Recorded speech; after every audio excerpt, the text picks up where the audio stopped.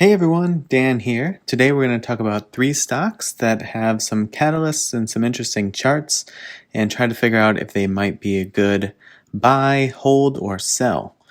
Before we get into it, if you enjoy these videos, please hit the like and subscribe button. It helps a lot. And let's march into the video. So Path, Sklz, and 3D are going to be our targets for today. Let's get into it. So Path, a quick look at the business. It's a recent IPO. It's actually a Romanian company with a headquarters in New York City, and they make these robotic process automation platforms. And basically their pitch or their spiel is that it allows employees who don't have coding experience to customize these AI workflows that will take sort of like the robotic things that employees have to do and sort of like do it for them so that they can focus on more demanding or analytical work and offload some of the sort of just like process, very checklisty grunt work kind of stuff that eats up their time and their day. So here's a couple of like snapshots from, the top one is from Investor Place. It says, they're pretty bullish on the stock in terms of what they think the public is looking for. They think this type of stock is unique and that investors on whole are really interested in having an opportunity to invest in this type of a company. UiPath was targeting the price range of 43 to 50 with 21.3 million shares, and then they upped that because I guess there was so much demand from potential investors that, they thought, well, let's not only hike up the price at which we're going to IPO with, but also let's issue more shares. So pretty enviable position to be in. And so obviously then the people who are taking on those shares have big expectations for it, not only because they sort of drove the demand that caused the increase in both the share quantity and the share price, but also then they're in at a more expensive rate, both because they're more diluted and the actual dollar value that they paid for the share is more. So a lot of expectations on this one. So we'll see sort of how it stands up under the pressure. From MarketWatch, a good sign here if you're looking for some of the fundamentals. They've reined in expenses, and while they're still losing a lot of money, they are a growth stock, and that's what you would expect. And sort of like you can see there, I don't have to just read it verbatim to you, but you can check out the numbers for yourself and see what you think. But it's definitely in the growth stock category, and so it goes. The technicals, from my perspective, the MACD, if you look down there, the bullish momentum is picking up a little bit, but I would like to see more. The bearish momentum is definitely dying down. So after that little bit of pushback that it received, just an FYI, we don't typically hone in on the 5-minute chart, but this is the 5-minute chart because that actually encompasses, like what you're looking at actually encompasses the entire life cycle thus far of UiPath since its IPO was so recent. So that's why I went so micro and honed in on the 5-minute chart. The RSI is mid-range. It's like slightly high in the mid-range, 58. So kind of nothing good, nothing bad. The flagging out pattern looks most likely to me. And that's going to push through very, very soon. So it'll be interesting to see if it can hold that bottom upward trendline support or if it's going to get pushed down further under the weight of that white downtrend line that you see.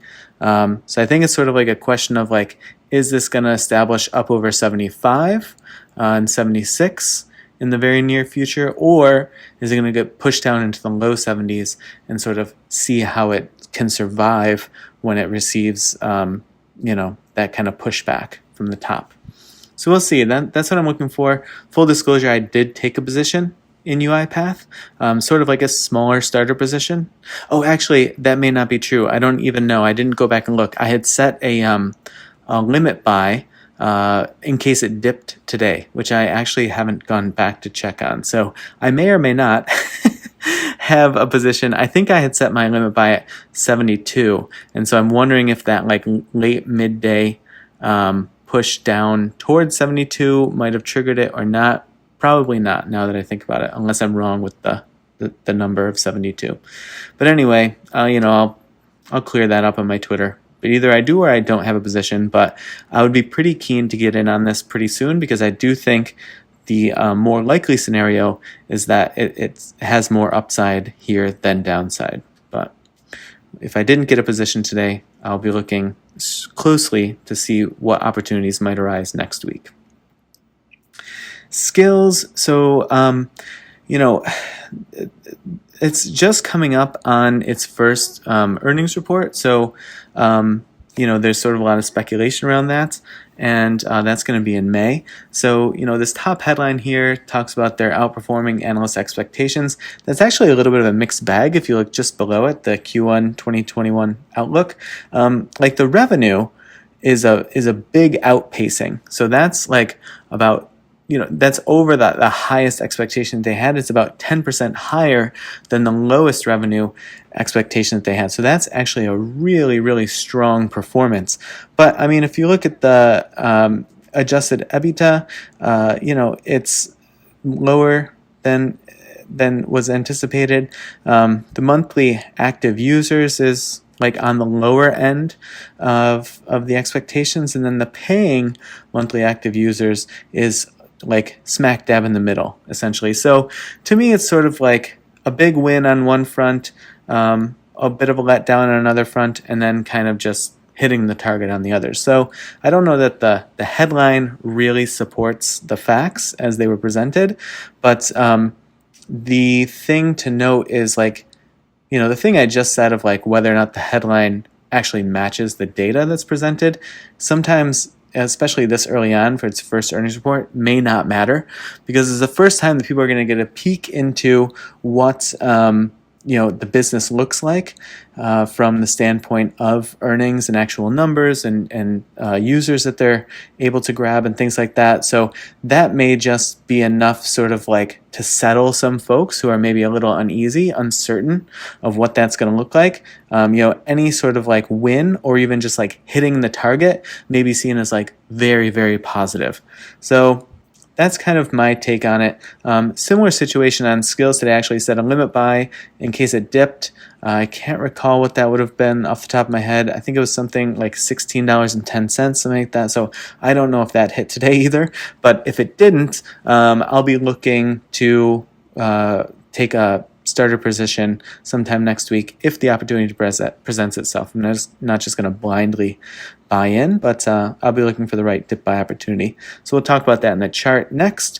But anyway, the analysts are split. There's only 6 analysts who are weighing in right now. 3 buy, 3 hold, but the $29 price target, that is the average price target, is almost 60% of upside. So there is a lot of potential upside here, in my opinion, and that's sort of where you got to figure out the risk to reward. Is the reward potential so high and the risk relatively low that the ratio is there that it just makes sense to take a position?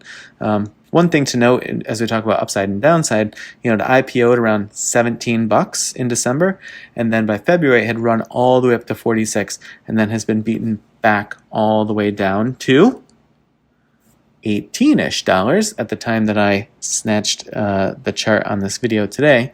So, as you see that down channel, like it has taken that beat down since it was in the mid 40s. So there's a ton of opportunity for it to climb its way back up there. Obviously, folks felt that it was very overpriced at that level. So, I would just watch out for sort of how the sentiment to claw back is. I would say that the price targets that are indicated in blue are all very, very strong. So I scrolled back to the left, meaning back in time, and snatched up really strong resistance and support levels that matched each other. So I would expect all of those to be very, very strong levels for support and resistance moving forward. I would look for it to, well, it needs to break that down channel. Not that I would look for it to, but it needs to break out of that down channel. It's making an attempt right now. This is its best opportunity since that sort of like middle of the chart area where it tested the top a while back. So this will be interesting to see. The MACD is making slightly higher highs, so that gives me some hope that it has the momentum to bust itself out of this channel. RSI is a little bit high, but you know, with the MACD momentum, that might be just a-okay. DDD, I have not taken a position, tried to take a position. I couldn't get to it today with everything else. But here's basically the rundown. Insiders are buying much more than they're selling in the past 12 months. That has slowed down considerably in the past 3 months and has actually inverted to a much lesser degree, meaning there was a lot more buys than sells 12 months ago, and then in the past 3 months there have been more sells than buys, but not nearly at the same sort of level of variance that we saw when they were buying more than selling. Analysts seem quite cautious. There's 5 out of 5 are hold. So I think they're sort of waiting to see what's going to happen, and that's basically because they had this big drop because they had this sort of hiccup around earnings. They delayed their earnings, so they were sort of not meeting their required deadlines, and so that's obviously doesn't instill a lot of confidence in just sort of the organizational structure of the company. And they also, management didn't offer guidance was my takeaway, and so that will always rattle investors because they don't know what the company thinks will happen, or probably more accurately, the company seems to not know what's going to happen. So not often seen as not a great thing to be throwing your money into if the people who own it and work at it aren't sure what's going to happen. So, weak performance and no guidance, dropped almost 20% the next day. Yowza. Technicals, MACD, the bullish momentum looks really strong to me. Well, not really strong, looks strong. Really strong would be an overstatement for sure. RSI is mid to high, but again, the MACD momentum could definitely push that well into the 70s if it's there. The upper PTs that I have noted here, I think especially the 33 and that 47 are very, very strong levels. So I'd look for those to be sort of slam dunks as the price gets closer to them. There's that gap that I'd look for it to fill that'll bring it up to about 40, so that would be cool.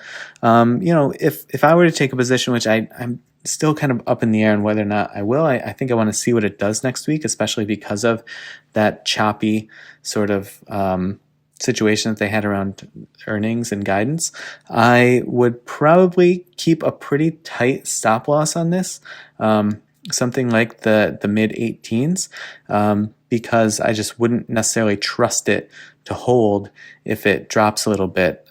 I'd be a little bit sketched out because, as you see, for quite some time now, every time that it's dropped, even if it recovers a little bit, it has dropped then significantly more than it recovered. So that would be my plan. But again, I don't feel that I necessarily have a very strong plan on this yet. I do want to see what it does next week and kind of make a decision from there. All right, subscribe, share these videos on Facebook, Reddit, Twitter, wherever you share things. And feel free to leave comments below on thoughts or ideas or questions or opinions. And I look at those every weekend, and I will do my best to reply then.